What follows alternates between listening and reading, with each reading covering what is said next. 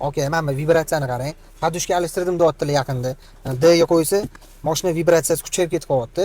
Ikkalasini ham yengga qo'ydim podushkalarni deyaptilar. Bunga bo'ladigan sabab ko'p mashinada Gentra, Nexus, Cobalt bor shu kasali оборот juda pastroq ishlaydi bularda, past ishlaydi.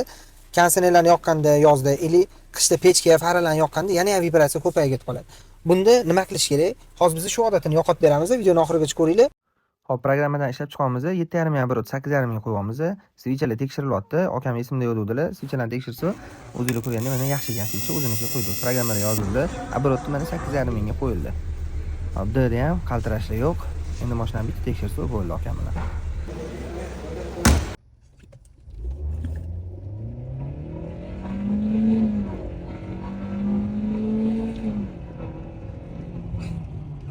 Qanaqa yurishi?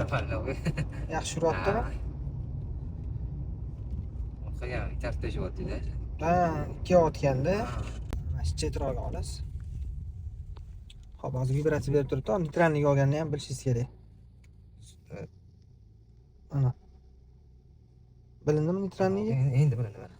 D'da turibdi. Neytralniga o'zi oladi, kelib to'xtaganda qanchadir miqdor kutib turadi, bo'lmasa yana D'ga qo'yadi. Vibratsiya yo'q. Vibratsiyalar yo'qoladi, umuman nol bo'ladi. Bo'ldi, ketdi. Yurganda kurs urayotganini umuman bilintirmaydi.